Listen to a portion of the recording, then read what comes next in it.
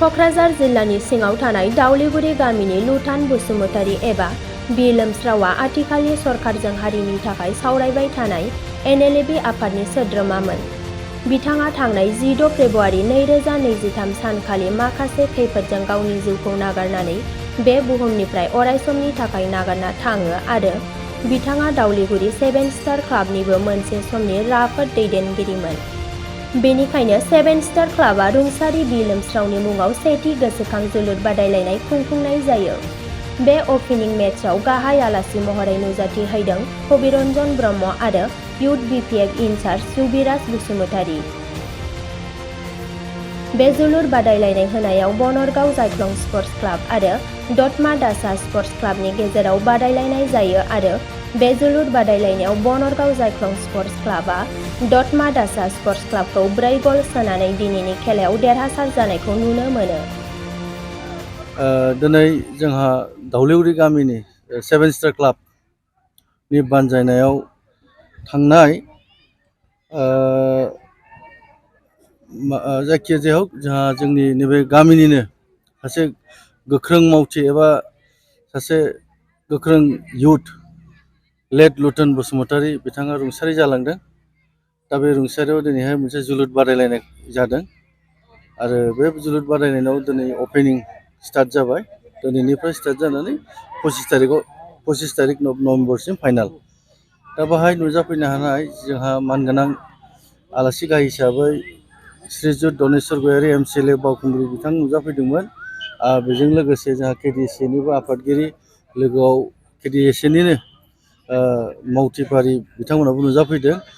ओमफ्राय दिनैहाय जोंहा जोबोद मोनसे दुखुनिबो सम होनजायो, गोसोखांथि जिहेतु थांनाय जोंहा लुथुन बसुमतारीया गावसिनि आदा बैसोआव जिहेतु बिथाङा रुंसारि जालांबाय। दा जाहाथे बिनि जिउआ सोरगोआव आलो गोजोनै थायो, जों इसोरनाव आं बेखौ कामना खालामबाय। आरो जाहाथे बे दिनैनिफ्राय जागायजेननाय जोलुर बादायलायनाया जाहाथे 25 नभेम्बरसिम मोजाङै जालाङो, आं बेखौनो कामना खालामबाय सासे बे ओनसोलनि सासे दैदेनगिरि जानानै। आरो जोबोद बिथांमोना क्लाबा 7 स्टार क्लाबा जोबोद गाजा गोमजायै खालामदों। दिनैनि बे मेहेरगोनां मोनसे परिबेस लाबोदों गामियाव। ओंखायनो आं बिथांमोनखौबो धन्यबाद जासिबाय आरो गासिबो बे ओनसोलनि रायजो राजाखौ आङो गोसो गोरबोनिफ्राय सिबिनाय आरो हामलायबावदों। गोजोन्थों। लुथान बसुमतारी थांनाय फेब्रुवारि दाननि 16 नभेम्बराव 16 फेब्रुवारियाव 16 नङा होमबा 16 फेब्रुवारियाव बिथाङा हरखाबै आरोखि मोनसे एक्सिडेन्ट कारेन्टजों बोजानानै बिथाङा हरखाबै जिउ बावदों। दा बिथाङा जाहैबाय जोंनि KDSA सासे मैखोम सासे प्लेयारमोन आरोखि, जुनियरबो गेलेदों। दहाय बिथांनि जिउ जारिमिनाव दहाय बुंखांबाय, फोरमायखांबाय। आंबो मोजां रोखोमै सिनायखायो, फैयोबो आं बिसोरनि न'आव सम आगोलनिफ्राय उन्दैनिफ्रायनो सिनायखायो।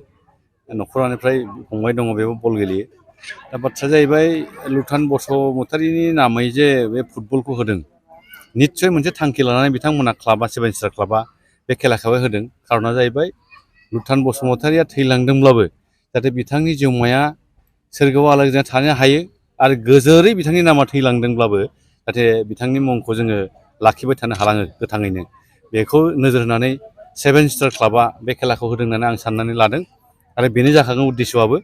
आरो बेजों लोगोसे आङो KDSA सासे आफादगिरि जानानै बे खेलाखौ जे बे जोंना सासे गेलेगिरि बिथांनि मुङै जे खेलाखौ होनानै जोंनि जे जाखांबोनाय गथ'फोर दा जे गेलेबाय थादों अपेनिं मेट्च जायख्लं एथलेटिक्स क्लाब आरो दासा एथलेटिक्स क्लाबनि गेजेराव, निस्सय बिथांमोना बे गेलेनायनि गेजेरजोंनो गावबा गावनि जे केरियार, बेजों लोगोसे जोंनि रायजो राजाखौबो एन्टारटेनमेन्ट मोनसे होनो हाथों, बे उद्देश्यखौ लानानै बिथांमोना होदों। आरो आसा खालामो आंबो KDSAनि आफादगिरि जानानै बे खेलानि गेजेरजों बे ओनसोलनिफ्राय जोंनि एलेखानिफ्राय साफा मोजां फुटबलार जाहाथे गोजौ लेभेलाव थांनो हायो, बेखौ आङो आसा थिदों। आरो आं नुदों जे गेलेदों आरोखि, बेहाय गोबां गथ'फ्रा स्किलफुल गेलेगासिनो दङ आरो गेलेलांबाय थागोन होननानै आंहा मोनसे मिजिं दङ आरोखि। आं बेखौनो KDSAनि आफादगिरि। आदसा, मिडिया बिथांमोननिसिम साबायखर थाबाय। दिनैहाय जे जोंहा रुंसारि आंनिनो बियादै फिसा जे 2023 मायथाइनि 16 एप्रिलाव हथादै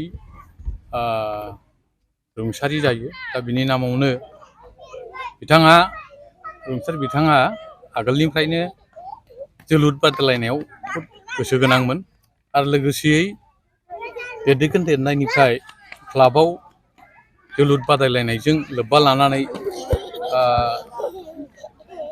क्लाबनि जानानै गोबां हाबाफारिखौ मावबोफादों। दा बेवहाय दिनैनि जेनेरेसना आफादगिरि नेहाथारि सेभेन स्टार क्लाबनि बिथांमोनहा जे रायजो राजा बयनिबो मददखौ लाफानानै बिनि रुंसारिनि नामाव जे जोलुर बादायलायनाय दिनैहाय होनाय जादों, बेखौ जों न'खरनि जानानै क्लाबनि फारसे सेभेन स्टारनि फारसे जोबोद साबायखर बावो। जाहाथे अरायदिन अराय सम बे दावलिगुरि सेभेन स्टार क्लाबा उन जोलैफ्रा जाहाथे जोलुर बादायलायनायनि फारसे गोसो होहाबो आरो बेजोंनो लोगोसे जाहा बियादै रुंसारि लुथान बसुमतारिनि जिउ आत्मायाबो गोजोनै थायो। आं बिब्थि जानानै बेखिनिखौनो नोंथांमोननि मिडियानि सिगाङाव बेखिनिखौनो बुंथिबाय। फैगौ बोसोराव होनाय जानाय नंला, माने बे खेबसेयैनो जों फोजोबनाय जादों। दा आंनि बुंनांगौआ एसेनोसै।